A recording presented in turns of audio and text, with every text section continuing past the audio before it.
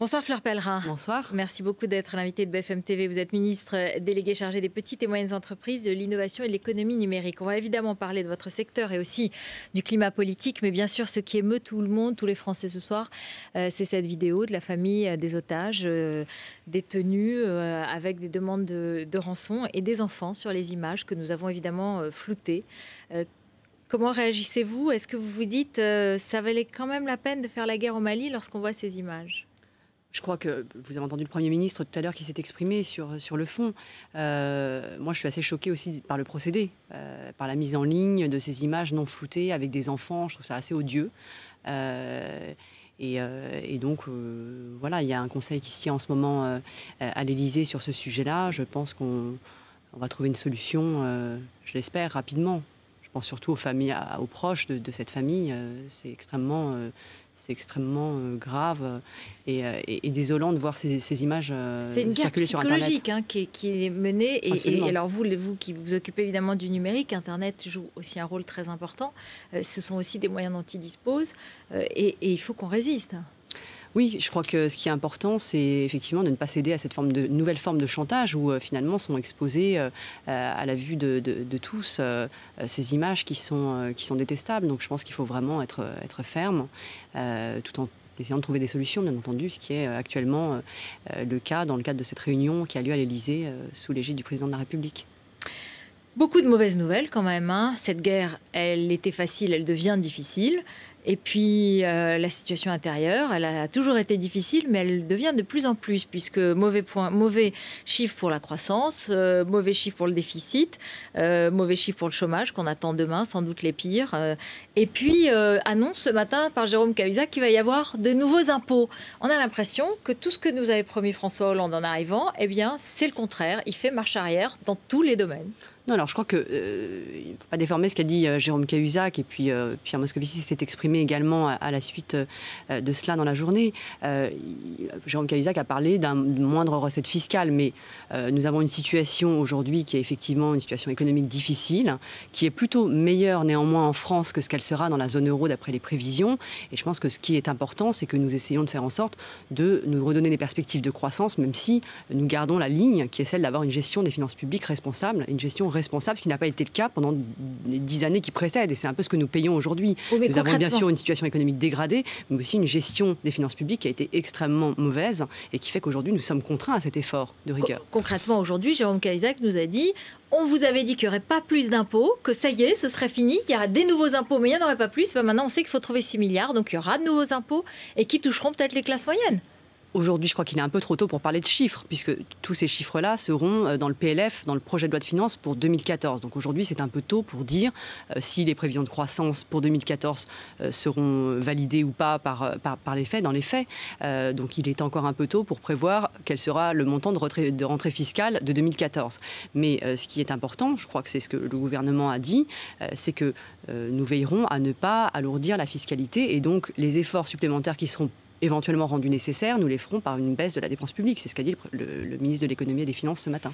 Mais vous y croyez sincèrement? Vous avez le sentiment que oui, tout parce y que est fait? Nous avons engagé des réformes structurelles d'une ampleur qui n'avait jamais été vue jusqu'à présent. Sur la dépense publique, sur la modernisation des administrations publiques et donc la baisse, l'effort que nous faisons en termes de dépenses publiques, les efforts sont considérables, n'en déplaise à la droite, qui dit le contraire, mais qui n'a jamais rien fait précédemment. Donc aujourd'hui, nous faisons 10 milliards d'économies sur les dépenses publiques et nous avons prévu sur la mandature de faire 50% de recettes fiscales supplémentaires et 50% de baisse des dépenses. Donc c'est un effort qui est considérable, qui est demandé certes à nos concitoyens, mais avec un effort de justice pour préserver les moins favorisés d'entre eux et faire peser la charge sur ceux qui ont le plus de moyens. De même pour les entreprises, nous avons veillé à faire en sorte de protéger les petites et moyennes entreprises de l'effort et de demander l'effort fiscal principal aux grandes entreprises, en rétablissant d'ailleurs une égalité fiscale qui existait entre les grandes et les petites entreprises. Donc voilà, nous avons une responsabilité. Est-ce que vous nous dites ce soir, il n'y aura pas de nouveaux impôts, ou oui, il y a un risque qu'il y ait de nouveaux impôts? Ce que nous disons aujourd'hui, c'est que s'il y a des efforts supplémentaires à faire parce que nous sommes engagés à respecter une trajectoire budgétaire pour rétablir l'équilibre des finances publiques à la fin du mandat, eh bien, nous ferons en sorte de diminuer la dépense publique plutôt que de créer de nouvelles taxes. Et vous dites en plus que vous essayez de relancer, parce que le discours de François Hollande, c'est il faut faire des économies et il faut relancer aussi, sinon l'austérité pure, eh bien, ça nous mène à la récession. On la cherche, la relance, on a un peu de mal. Vous nous dites, oui, moi je la fais avec le numérique et notamment avec l'équipement en très haut débit de toute la France.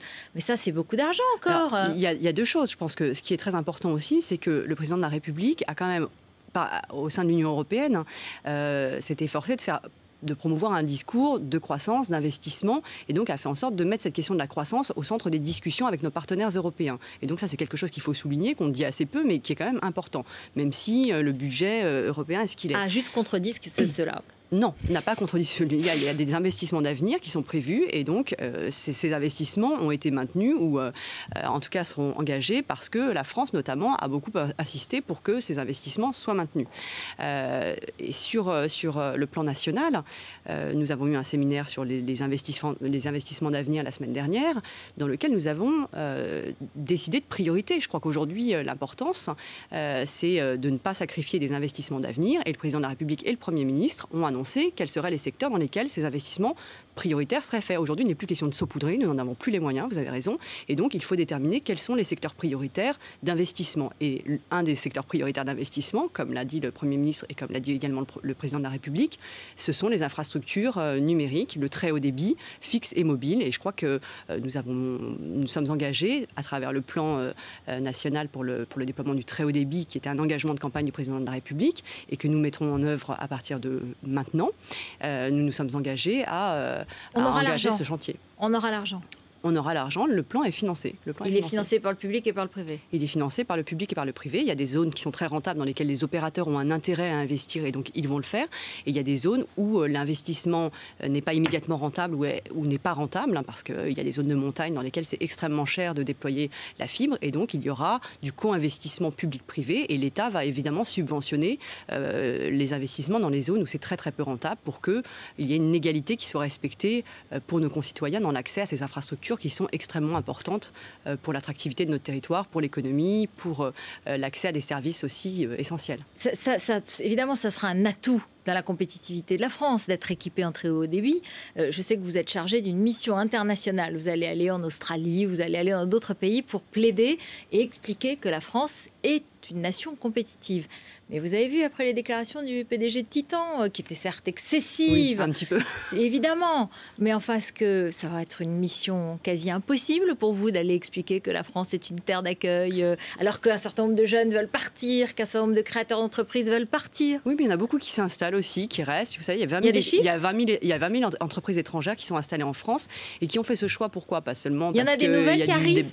Bien sûr, il y a des flux d'investissement et notre objectif, c'est effectivement de faire en sorte que ce flux s'accroisse. Pourquoi? Parce que les entreprises, on a des études qualitatives qui sont très intéressantes, mettent en avant le fait que justement des infrastructures telles que celles du très haut débit sont des éléments absolument critiques pour des investisseurs ou pour des entrepreneurs et que la qualité de nos infrastructures de transport, numérique, que la qualité de nos formations, la qualité de nos ingénieurs, la qualité de notre même de l'environnement en termes de qualité de vie, etc., sont des éléments qui sont extrêmement importants pour une décision d'investissement ou d'implantation. Alors après, nous travaillons, et je le fais dans le cadre des assises de l'entrepreneuriat que j'ai lancées il y a quelques semaines. Il y a évidemment sans doute un peu de travail à faire pour améliorer la relation que nous avons avec l'entrepreneuriat de manière générale en France, qui est culturelle, qui est économique, qui est juridique. Et nous avons lancé beaucoup de chantiers pour justement améliorer l'attractivité de la France et faire en sorte que la France soit un pays favorable à l'entrepreneuriat. Juste un tout petit mot avant de parler politique. Adopi, un rapport aujourd'hui estime qu'il n'y a pas de solution unique pour lutter contre le streaming et le téléchargement direct illégaux et qu'il vaut mieux de l'autorégulation. Il faut arrêter Adopi alors. On verra ce que dira Pierre Lescure. Votre sentiment, moi, c'est plutôt oui. Je ne veux pas me substituer à Pierre Lescure, à qui on a posé directement la question et qui doit y répondre fin mars. Donc c'est bientôt. Moi, je pense qu'effectivement, ce rapport pointe un certain nombre de questions qui sont tout à fait légitimes, à savoir que j'ai toujours milité pour le développement de l'offre légale et le soutien au développement de l'offre légale, c'est-à-dire faire en sorte que les plateformes comme Deezer, Spotify, Busy, Qobuz, etc., qui sont pour la plupart françaises d'ailleurs, puissent être encouragées à développer une offre attractive, à un prix attractif pour toutes sortes de publics. Et je pense que ce type de plateforme, dès lors qu'elles plaisent aux utilisateurs, sont le meilleur rempart contre le téléchargement illégal. Nicolas Sarkozy, tu ne le verras plus. Ça vous a fait rire ? Écoutez, je pense que ce sont des phrases qui ont été prononcées par le président de la République au Salon de l'Agriculture. Oui, moi, ça m'a fait un peu rire. Je pense que ce n'est pas une affaire d'État. Et que le buzz qui est fait autour de cette phrase-là montre la vacuité un peu des arguments de l'autre côté. Nathalie Kosciusko-Morizet a dit François Hollande est obsédé par Nicolas Sarkozy. Je crois que c'est elle qui est obsédée par François Hollande ou par la mairie de Paris en ce moment, mais c'est certainement pas le cas. Non. Et Vincent Peillon qui nous parle des vacances d'été, puis du changement de rythme. Est-ce qu'il a gaffé ou il y est allé trop vite ? Est-ce qu'il n'y a pas une impression globale de cafouillage permanent dans ce gouvernement ? Non, je ne suis pas d'accord. Je crois que Vincent Peillon est en charge d'une grande réforme des rythmes scolaires et je crois que c'est naturel de poser ces questions-là au moment où on engage cette réflexion et cette réforme des rythmes scolaires. C'est un ensemble, ça va ensemble. Merci beaucoup Fleur Pellerin d'être venue sur le plateau de BFM TV. Restez avec nous dans un instant. Le journal de Rachid Embarki, on fait évidemment le point sur cette vidéo de la famille d'otages. On en parle aussi avec Jacques Séguéla, le publicitaire, et Luc Ferry, le philosophe. À tout de suite.